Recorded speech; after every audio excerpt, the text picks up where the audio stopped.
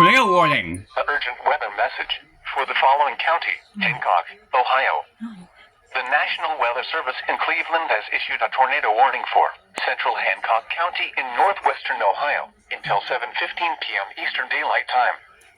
At 6:45 p.m. Eastern Daylight Time, a severe thunderstorm capable of producing a tornado was located near Findlay, moving east at 40 miles per hour.